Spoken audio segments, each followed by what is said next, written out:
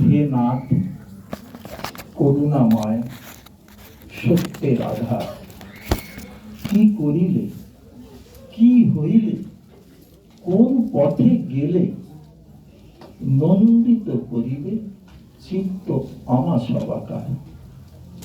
তাহলে এটা কি এলো? জিজ্ঞাসা।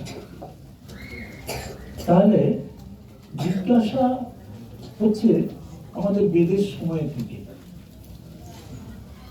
বেদের জন্মই হয়েছে এই জিজ্ঞাসা থেকে। আমি কে বা তিনি কে, আমি কেন এসেছি, বা এইসব যে জিনিসগুলো অলৌকিক ভাবে দেখছি, তাহলে পেছনে কে আছে? এই ছিল পরম জিজ্ঞাসা।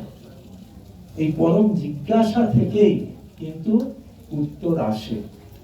আধ্যাত্ম পথে যারা আধ্যাত্মিক প্রতীক হয়, তাদের যদি জিজ্ঞাসা না আসে, তাহলে সাধনে সে অগ্রসর হতে পারে না। সে সত্যাগ্রহী হতে পারে, সত্যাশ্রয়ী হতে পারে না। তার আগ্রহ আছে, তাকে জিজ্ঞাসা করতে হবে, জানতে হবে। কার কাছে জানবে? যে জ্ঞাতা। আমি যে জ্ঞাতা নয়, তার কাছে জানলে কি হবে? আমি ভুলভাল জানবো। গুরুদেব বলতেন যে সবাই পণ্ডিত তরিকালে, সবাই জ্ঞান বাঁচে। ব্যাপার হচ্ছে কথাটা একদম সত্যি। সবাই জ্ঞানী, সবাই সব জানে। শুধু যখন মানে অসহায় অবস্থা হয়, তখন কি করে? তখন বোঝে আমি কিছুই তো মানে আমার ক্ষমতা নাই, তিনি না করলে কিছু হবে না। তখনই দেখবেন খেয়াল পড়ে, যখন অসহায় অবস্থা হয়। তা না হলে আমি এই আমির চক্করে, মানে অহংকার চক্করে সে কাউকে পাত্তাই দেয় না। সে সব জানে, সে সব জানতা। হে নাথ করুণাময় সত্যের আধার, কি করিলে কি হইলে কোন পথে গেলে নন্দিত করিবে চিত্ত আমার সবাকার। নন্দিত করিবে, আনন্দ প্রদান হবে কোন পথে গেলে, কি করলে, কি হলে। কি পরম জিজ্ঞাসা ভাবো।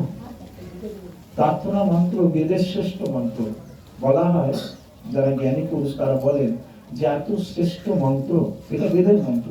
হ্যাঁ, এই মন্ত্রেরই মানে পরপর মন্ত্রগুলো এসেছে প্রার্থনাতে, তারই বাংলা সত্যশ্রী করেছেন। সত্যশ্রী এত সুন্দর করে মানে বাংলা করেছেন, হ্যাঁ, যে প্রাণ একেবারে ভরে যায়। তার মানে এই মানে প্রকৃত ভাবানুবাদ নয়, তত্ত্বানুবাদ করে দিয়েছে। প্রকৃত তত্ত্বের মধ্যে প্রবেশ করে গেছেন। কি করিলে কি হইলে কোন পথে গেলে নন্দিত করিবে চিত্ত আমার সবাকার। আমরা কি প্রত্যেকে আনন্দে আছি? ভেবে দেখুন তো। আমাদের চিত্ত শান্ত আছে, শান্তিতে প্রকৃত আছে প্রত্যেকে? যে যার নিজেকে প্রশ্ন করে দেখুন তো। সবাই কিন্তু একটা চঞ্চল অবস্থা। কেন? কেন এইরকম জিজ্ঞাসায় সে বৈদিক সময় ছিল যে কি করলে আমি আনন্দিত হব, কি করিলে আমার চিত্ত শান্ত হবে। কহ প্রভু কোন পথে নিত্য সত্য মেলে, কেমন পবিত্র হলে হে পরম স্বামী সখা হবে তুমি মোদের প্রেম অনুগামী। দেখুন কি সহজ কথা, কিন্তু খুব সহজ না, এর ভেতরে গূঢ়তা আছে। ওই যে বললাম যে এখনো পর্যন্ত এত সুন্দর প্রার্থনা হয়নি। আর সত্যশ্রী ভাবানুবাদও করেননি, একেবারে তত্ত্বানুবাদ করেছে। মানে ভেতরের যে কারণ, সে নির্যাসটা রেখে দিয়েছে। কহ প্রভু কোন পথে নিত্য সত্য মেলে, আমাকে এমন একটা পথ দেখাও যেখানে কেবল সত্যই আছে, সত্য ছাড়া অন্য কিছু না। আমরা তো আজকাল দেখতে পাচ্ছি এত বিভিন্ন পথ, কত সম্প্রদায়, কত গুরু, তার কত না চেলা। এই গুরু চেলা আর এই আশ্রম মঠ, এইসবে আমরা বিভ্রান্ত হয়ে গেছি। আমরা তাদের মধ্যে যোগী সাধু খুঁজে বেড়াচ্ছি, কারণ এটাই স্বাভাবিক। তাদেরও তো একটা মানে কোথায় আমি আনন্দটা পাবো এই জিজ্ঞাসা তো সবার আছে, সেই জন্যই তো সবাই খুঁজে বেড়াচ্ছে কোথায় সেই সত্য আছে। এই সত্যের প্রতি এই যে আকুতি, দেখুন এই মন্ত্র বৈদিক যুগে মানে মনে করুন হাজারো হাজার বছর আগে, আর এখনো সেই একই আকুতি। কিন্তু এই আকুতিটা এখন কিভাবে কে কোথায় আকুতিটা জানাবে সে সম্পর্কে সে জ্ঞাত নয়। সেই জন্য তো আগে উনি বললেন, কি করিলে কি হইলে কোন পথে গেলে, আমি কিছুই জানি না কি করতে হবে, কি হতে হবে, কোন পথে যেতে হবে। আর সত্যিই তো সাধারণ পক্ষে জানা সম্ভব নয় যে এখানেই সত্য আছে। আমাদের এই সত্যায়তন, এই সত্যায়তনে সত্য আছে আমরা বলি, তাহলে কি আমি যদি বলি সত্যায়তনে সত্যই আছে, এই যে সত্যায়তন এখানে সবার মধ্যে সেই সত্যই বিরাজ করছে, তাহলে সত্যের মধ্যে থেকেও কিন্তু সত্য নেই। গোটা পৃথিবীতে সেই পরম ব্রহ্মই বাস করছেন, কিন্তু পরম ব্রহ্ম থাকলেও ব্রহ্মের দেখা যাচ্ছে মল আছে, তেমনি সত্যায়তন আছে, এই সত্যায়তনেরও মল আছে। মল আছে কি? সত্যাশ্রয়ী সকলে হতে পারে, কিন্তু তাদের মলগুলো তারা পরিষ্কার করার যদি চেষ্টা না করে, তারা ওই সত্যের আয়তনে থাকতে পারে, কিন্তু তারা কি সত্যাশ্রয়ী? বুঝতে হবে। তারা মিথ্যার আশ্রয় নেয় না জীবনটাকে, যেটাকে নিজেকে প্রশ্ন করলে বুঝতে পারবে। নিজের ভাবনা চিন্তা কতটুকু সে জানে, কতটুকু সে বুঝেছে, কতটুকু বোঝার চেষ্টা করেছে। এই ক্ষেত্রটা আমার ক্ষেত্র প্রযোজ্য, সকলের ক্ষেত্রটা নিয়ে বলছি। কিন্তু জিজ্ঞাসা এসেছে, জিজ্ঞাসার ক্ষেত্রে এটা কোথায় সত্যকে পাবো। তাহলে আমি সত্যায়তনে এসে গেলি, এখানে যে কাউকে ধরে নিলে আমি সত্য পেয়ে যাব না। সেটার জন্য নির্দিষ্ট করা আছে, তুমি সত্যটা যদি বুঝতে চাও তাহলে কোথায় গেলে তুমি সত্যটা পাবে। এখানেও যদি মানুষ অন্ধ হয়ে যায়, বা এখানেও যদি তার অহংকার তার মধ্যে ক্রিয়া করে, যে আমি তো জানি, বা আমি জানি ও ভালো জানে, তুমি যখন জানো তাহলে তোমাকে আর কেউ জানাতে পারে না।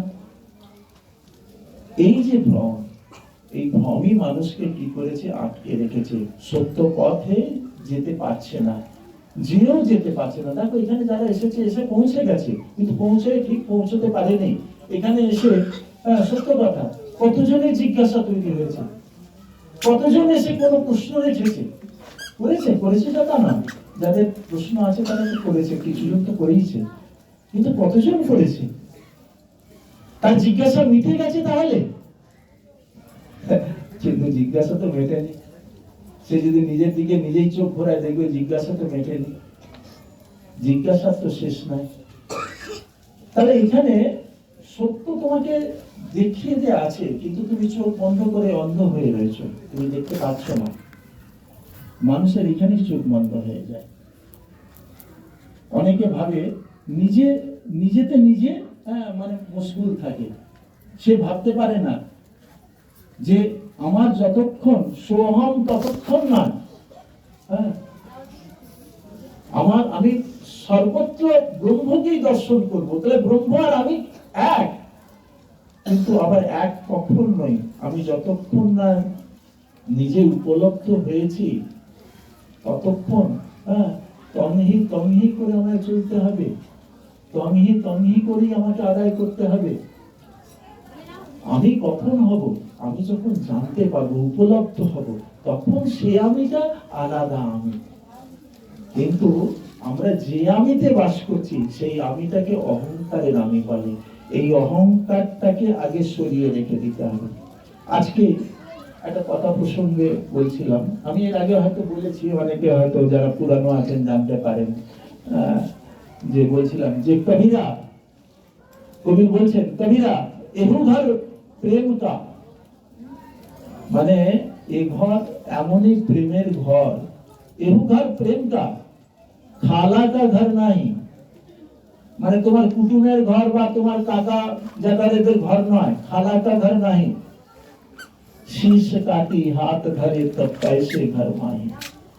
নিজের মাথা, মাথা মানে শীষ মানে মাথা, মস্তক। তা এখানে শীষ বলা হয়েছে, মস্তক বলা হয়েছে, কিন্তু মস্তক বলতে গেলে কি তোমার মস্তকের মধ্যে, তোমার মধ্যে যে আমিত্ব আছে, সেই আমিত্বটাকে রেখে তুমি যদি প্রবেশ করতে পারো, নিয়ে প্রবেশ করতে পারো, শীষ কাটি হাত ধরে তব कैसे घर माही, তখন প্রবেশ করতে পারবে। আমরা সেই সন্ত মার্গেরই, সেই পথেরই পথিক। নানক কবির যে পথের পথিক ছিলেন, রায় রামানন্দ মহাপ্রভু, আমরা সেই পথেরই পথিক আছি। আমাদেরও সেই পথই আছে, সেই উচ্চ পথই আছে, যে রায় রামানন্দের কাছে স্বয়ং মহাপ্রভু জ্ঞান গ্রহণ করতেন।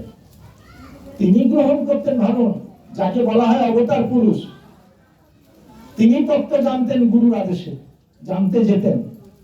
এর তত্ত্বটা কি? এর কারণ, তত্ত্ব মানে কারণ, একেবারে মূল কারণ যেটা, তা সেটাকে তত্ত্ব বলা হয়, সেইটা জানার চেষ্টা করতেন। তা দেখুন, হে নাথ করুণাময় সত্যের আধার, কি করিলে কি হইলে, কোন পথে গেলে মনোনীত করিলে চিত্ত আমার সদাকার।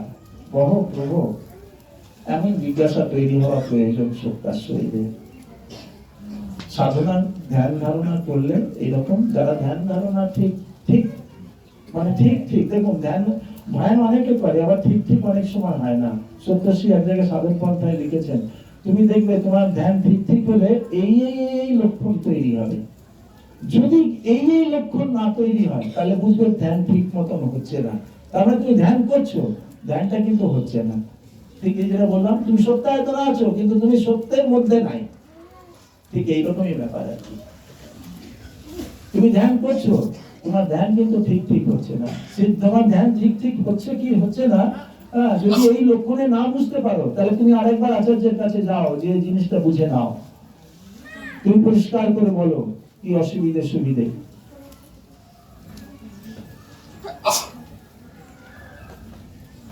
কহ প্রভু, কোন পথে নিত্য সত্য মেলে, কেমন পবিত্র হলে পরম স্বামী সখা হবে তুমি, মোদের প্রেম অনুগামী। এই দেখো, মানে এই যে প্রেমের কথা, কবিরের কথা বললাম, এই প্রেমের অনুগামী হবে। যে প্রেম পথে তুমি আমাকে ডাক দিয়েছো, আমি কি করব, আমায় কি কি করতে হবে বলো, আমায় কোথায় যেতে হবে বলো, তুমি আমাকে যা বলবে, যা করলে আমি, তুমি আমার সখা হতে পারবে, আমি তোমার সখা হতে পারবো, সেই পথ বলে দাও। কি পরম কথা। সখা হবে তুমি মোদের প্রেম অনুগামী, কি সাধনে পাবো তোমা, কি সাধনে পাবো তোমা, করি গো জিজ্ঞাসা। মানে সাধনা করতে করতে সাধনার কোন জায়গায় পৌঁছলে, দেখুন আমি পড়ছি ঠিক আছে, কিন্তু সাধনের একটা জায়গায় না পৌঁছানো পর্যন্ত এই জিজ্ঞাসাটা আসবে না, কি সাধনে পাবো তোমা। যখন প্রচুর ভাবে সে চেষ্টা চালিয়ে যাচ্ছে, তার আকুতি শেষ হচ্ছে না, সে ভেতরে ভেতরে ছটপট করছে। আমরা টাকা পয়সা, আত্মীয় স্বজন, এইসবের মধ্যে ছটপট করি, কিন্তু প্রকৃত যে সাধক সত্যাশ্রয়ী, সে সাধনের মধ্যে ছটপট করছে। সে স্বাদ পাচ্ছে না, যে স্বাদ পাওয়ার জন্য সে সত্যপথ ধরেছে, সে তখন কি করছে, আচার্যকে বলছে কি সাধনে পাবো তোমার, করি গো জিজ্ঞাসা, স্তুতিকারী আমাদের তুমি ভরসা। আমি স্তুতি করছি, তুমি ছাড়া তো কেউ বলবে না। এরপরের লাইন, মানে পরের পঙ্ক্তি, ব্রহ্মের বিজ্ঞান জ্ঞাতা মম দৈবী মন, জাগরণে কর্মসহ করে বিচরণ, ইন্দ্রিয় সমূহে করে জাগ্রত বিস্তৃত, সুষুপ্তির কালে হয় সব কেন্দ্রে স্থিত। এখানে এলো আমাদের যে চেতন শক্তি, সেই চেতন শক্তি সাধনের সময় কোন কোন অবস্থায় থাকে, সেই তার কথা। এটা মানে সম্পূর্ণ সাধন বিষয়। তা বলছেন, যারা যারা সাধনা করছে, যারা মানে সকল কিছু মানে ত্যাগ করতে পারে, যে বলছে সবকিছু ত্যাগ করা যায় যার জন্য, সেটাই হলো সত্য। সেটাই হলো এই সাধন পথ, যার জন্য সব কিছু ত্যাগ করা যায়, সত্যশ্রী বলেছেন। কিন্তু কোনো কিছুর জন্য এই সত্যকে ত্যাগ করা যায় না। তা দেখুন এখানে বলছেন যে ব্রহ্মের বিজ্ঞান জ্ঞাতা মনোদৈবী মন জাগরণে কর্মসহ করে বিচরণ। তাহলে আমার এই যে মন, বলছেন ব্রহ্মের বিজ্ঞান জ্ঞাতা, তাহলে ব্রহ্মের সঙ্গে এই মন যুক্ত ছিল। ব্রহ্ম হতেই এই মন বেরিয়ে এসেছে। সে কেন দুঃখী? সে নিম্নমুখী বলে, সে ইন্দ্রিয়ের মধ্যে দিয়ে বিচরণ করে বলে। জাগ্রত অবস্থায় এই যে সপ্তর্ষি বলছেন, ইন্দ্রিয় সমূহে করে জাগ্রত বিস্তৃত। মন যখন নিম্নমুখী, সেখান থেকে আসার পর সে ছটপট করছে, সে দুঃখী হয়ে রয়েছে। যে স্বাদ পরম ব্রহ্মের সান্নিধ্যে থেকে সে মন পেয়েছে, সেই মন নিম্নমুখী হয়ে নিম্নে সেই সুখ খুঁজতে যে সে দুঃখী হয়ে গেছে। নিম্নে সুখ বলতে স্ত্রী সুখ, পুত্র সুখ, ধন সুখ, জন সুখ, ঘর সুখ, বাড়ি সুখ, বন্ধু সুখ, এই সব সুখ খুঁজতে যে কি হয়েছে, সে দুঃখী। সে সুখ খুঁজতে যে সে দুঃখী। আমরা সেই সুখগুলোই খুঁজে বেড়াচ্ছি, আর কলিকালে তো চরম ভাবে খুঁজছি, এত চরম ভাবে খুঁজছি যে বলা যাবে না। কারণ ভোগের সামগ্রী এত এসে রয়েছে সামনে, সেগুলোকে যোগান দিতে যে প্রাণ হাসপাস করছে। হ্যাঁ, সবাইকে কাজে লাগিয়ে দিয়েছি, এমনকি বউকে পর্যন্ত না বিধিয়েছি। স্বামী, স্ত্রী, সন্তান সবাই মিলে রোজগার করে কিন্তু কুলান করতে পারছি না। কি অবস্থার মধ্যে চলেছি, আমাদের মানে এই শেষ করতে পারছি না, চাহিদাই শেষ করতে পারছি না। তা এতে কি হয়েছে? আমি সুখী হইনি, কিন্তু ভালো করে শুনুন, এটাই কিন্তু বিজ্ঞান। আপনি সুখী কি কারণে হননি? এই কারণে হননি যে আপনার মন পরম ব্রহ্মের সঙ্গে যুক্ত ছিল। ব্রহ্মের বিজ্ঞান জ্ঞাতা মম দৈবী মন, আমার এই দৈব মন পরম বিজ্ঞান জানতো, কিন্তু আমাকে এই অধম বিজ্ঞানে আমাকে প্রবেশ করিয়ে দিয়েছে। আমি সুখ খুঁজছি কোথায়? এই জগৎ মাঝে, এই মহামায়ার মাঝে, এই মহামায়ার মায়ার মাঝে আমি সেই সুখ যে খুঁজছি। তা আমি সুখ তো খুঁজতে যে কি হচ্ছি, পাচ্ছি না যখন, তখন দুঃখের পর দুঃখী হচ্ছি, পেয়েও আবার একটা নতুন সুখের সন্ধান করছি। বাহ! তা আমাদের যখন আমরা সাধন পথে থাকি তখন কি হয় শোনেন। বলছেন ব্রহ্মের বিজ্ঞান জ্ঞাতা মম দৈবী মন জাগরণে কর্মসহ করে বিচরণ। যখন জাগ্রত অবস্থা, তখন আমাদের মন কোথায় থাকে ভালো করে জানেন। মনের অবস্থান কোথায়? আমি এর আগেও বহুবার বলেছি, আমাদের মনের অবস্থান হচ্ছে আমাদের এই আজ্ঞা চক্রে। তাহলে আজ্ঞা চক্রে মন থাকে, কিন্তু মন কি হচ্ছে, আমরা ঘুম থেকে ওঠার পর কি হলো, মন চলে এলো আমার হৃদয় স্থানে, এই জায়গায়, মানে অনাহত চক্রে। তাহলে আজ্ঞা চক্র থেকে অনাহত চক্রে সে নেমে গেল। আমরা ঘুম থেকে ওঠার পর আধ ঘন্টার মধ্যেই সে চলে এলো অনাহত চক্রে। তাহলে নিম্নে দেখো, প্রথমেই এক ধাপ নেমে গেল ঘুম থেকে ওঠার আধ ঘন্টার মধ্যেই। তারপর কি হলো? তারপর আবার নিচে মণিপুরে চলে গেল, আবার নিচে স্বাধিষ্ঠানে চলে গেল, আবার নিচে মূলাধারে চলে গেল। মূলাধারে কি আছে?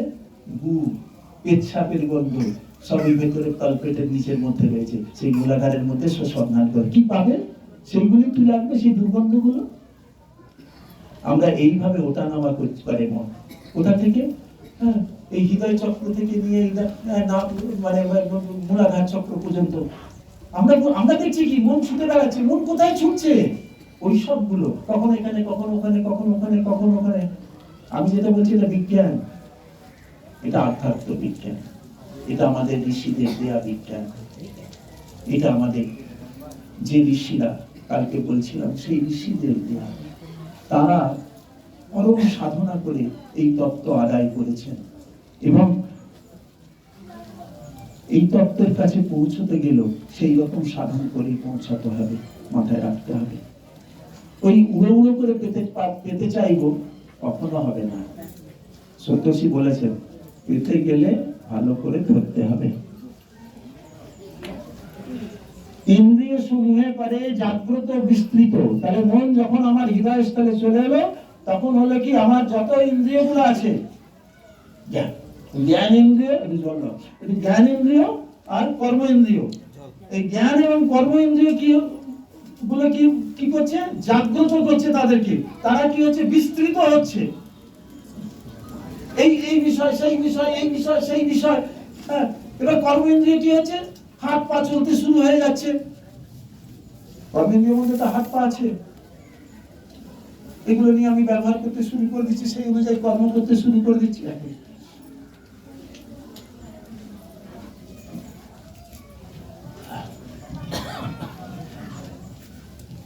সুষুপ্তির কালে হয় স্বকেন্দ্রিতে স্থিত।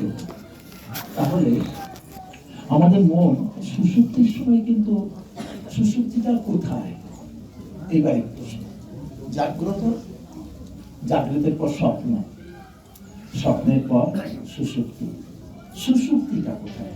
তা সুষুপ্তিটার স্থান হচ্ছে আমাদের এই সহস্রার। তার সুষুপ্তিতে কখন স্থিত হয়? ঘুমের সময়।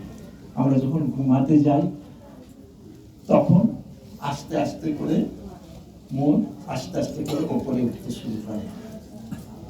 আমরা কিন্তু ঘুমের সময় নানান রকম ভাবে উল্টো পাল্টায়, যা মানে নিচে নেমেছিল, নিচে থেকে সে আবার উপরে উঠছে, সে যা যা দেখেছে, যা যা মানে সকাল থেকে তার মনকে মানে খিঁচড়ে রেখেছে, সেইগুলোকে সে মানে ধারণ করে রেখেছে, তো সেইগুলো নিয়ে তার মধ্যে ঘুরে বেড়াচ্ছে, বেড়াতে বেড়াতে সে উপরে উঠছে। উঠতে উঠতে উঠতে উঠতে স্বপ্নের স্থানে এলো, স্বপ্নের স্থান থেকে তারপর সুষুপ্তির স্থানে গেল। সুষুপ্তির স্থানে যখন পৌঁছালো তখন সে একটু শান্তি পেল। কতক্ষণের জন্য? 20 সেকেন্ড। বলা হচ্ছে 20 সেকেন্ডটা বেশি, 20 সেকেন্ড। সেই জায়গায় 20 সেকেন্ড ওই ছুঁলো, 20 সেকেন্ড মানে কিছুই না, ব্যাস ওইটুকু। আবার রিটার্ন ওখান থেকে হতে শুরু করলো, আমরা আবার ওখান থেকে। তাহলে ব্যাপার হচ্ছে কি, এই জাগ্রত, এবার জাগ্রত আছি, এবার আমি গেলাম কি রকম, স্বপ্নে চলে গেলাম। এবার বিভিন্ন রকম স্বপ্নের মধ্যে রয়েছি, মানে কেউ ডাক দিলে, আওয়াজ দিলে শুনতে পাবো। আর ওই যে 20 সেকেন্ডটা হয় না, সেটা মরার ঘুম হয়, সেটা ডাক দিল, সেটা ওটা হয় না, সেটাকে সুষুপ্তি বলে। সেটা হচ্ছে এই সহস্রার, ব্রহ্মরন্ধ্র এখানে আছে, এই জায়গাতে মন ওখানে নিবাস করে, ব্রহ্মের সঙ্গে সম্পৃক্ত হয়। ইন্দ্রিয় সমূহে পারে জাগ্রত বিস্তৃত যখন নিচে থাকে, সুষুপ্তির কালে হয় স্বকেন্দ্রে, মানে নিজের যে আসল কেন্দ্র, সেই কেন্দ্রটা তখন পায়, স্বকেন্দ্রেতে স্থিত। সে মনের হইরূপ শুধু সত্যের অভিলাষ, যে স্বকেন্দ্রে যে মন পৌঁছালো, পৌঁছে যে শান্তি পেল, সেই শান্তিতেই যেন সেই মনের নিবাস হয়। সেই মন যেন সেই শান্তি যেন খোঁজে, সেই শান্তির জন্য সে সকল সময় সত্যেরই যেন অনুসন্ধান করে। সত্য সেটাই বলতে চাইলেন, সে মনের হইউক শুধু সত্যের অভিলাষ, শুভ ইচ্ছা হরুক তার ছাড়িয়া বিলাস। এই বিলাস যেটা বললাম, যার মধ্যে আমরা ঘুরে বেড়াচ্ছি, যার মধ্যে আমরা সুখ খুঁজে বেড়াচ্ছি, তার কথা নাই। যতই খুঁজে নেয়, যত যাই করে নেয়, আমাদের যে পথ, হয়তো একটা আত্মা এর পেছনে আসবে, কিন্তু একটা আত্মাও কম না।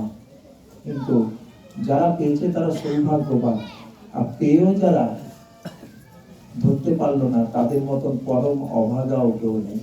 নমস্কার।